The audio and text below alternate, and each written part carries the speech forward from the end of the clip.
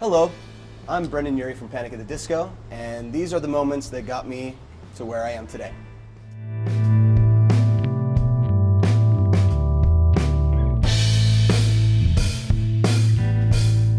First instrument I learned was piano. That was my first time I realized I wanted to always play music. I didn't know where it would take me, by any means. But yeah, piano was my first one. My mom taught piano growing up. She played church organ for our church. So yeah, it was inevitable that I would pluck out melodies on the piano. And that was the first one that I really fell in love with. I liked how the piano looked aesthetically. I liked how it sounded. I liked that it was easy enough to figure out melodies. So that was my first real instrument that I learned. I was younger. I'm not going to say what age I was, but I went over to a friend's house. I had a splitting headache, and I was close enough to the age where you're legal enough to drink, where luckily a parent was there, and she gave me a drink of whiskey, and I've been in love ever since. And that fueled my love for everything I was into, which music was the biggest part of my life at that point. And the third moment that got me to where I am today was performing live. The first time I performed live for someone was actually at a family reunion when I was 10 years old, and I did a routine of a song called My Mother Taught Me to Never Tell a Lie. It was very shticky. It was very like Kane in a top hat, just like, hello my baby, hello my, that whole thing.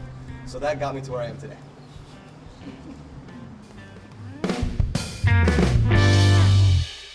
So my first band practice was in school.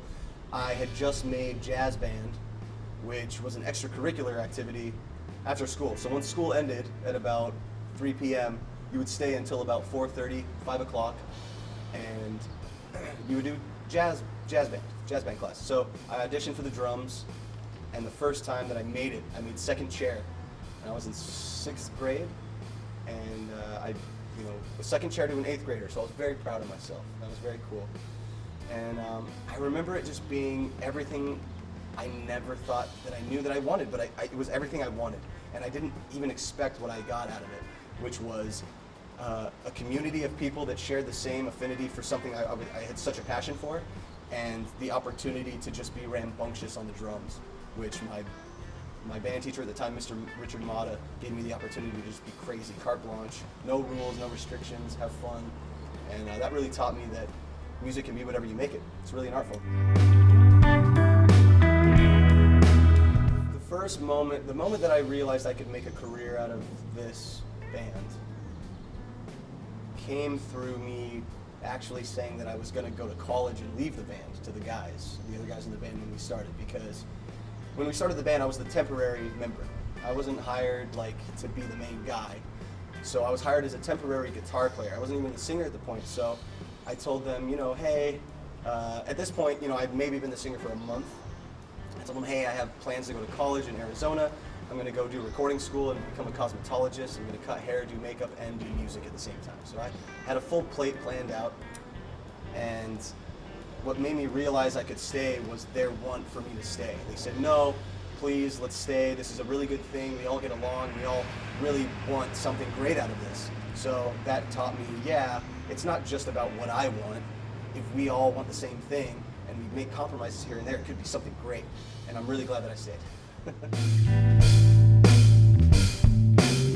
So I always go back to the same answer, but my favorite show, and I think was the best show for me, was Reading in Leeds, 2006. We walk out on stage, and about 30 seconds into our first song, I get bottled, I get knocked out. And during that first 30 seconds, I'm swiping bottles thinking it's a game, oh, this is fun, The guitar player and bass player at the time, Ryan and John, couldn't swipe the things away because they're playing, so I was helping them out at the same time as trying to dodge ones that are thrown at me. And there was one that came in, a full unopened, CO2-filled, soda bottle that hit me direct in the temple, and I just blacked out. I didn't even realize what had happened at that point. And then when I came to, apparently only a couple minutes had gone by, and the band was off stage, so I went to them. I said, got to get out there. Only a couple minutes have gone by. Let's finish the set. And that taught me, luckily, I wanted to play the show.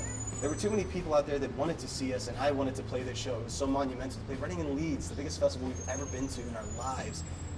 We couldn't just walk away. So that taught me perseverance, and it really just instilled my passion for what I did. I realized that Death of a Bachelor was a really, really good album was when I went out with my buddy Jake Sinclair, who helped me produce the album.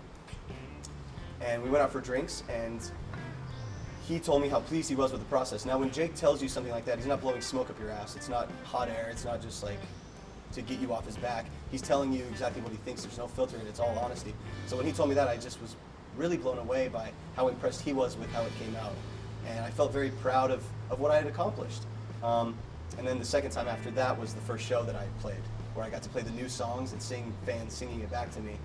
I got a little teary-eyed, and it kind of came full circle and made me realize it was a very special thing.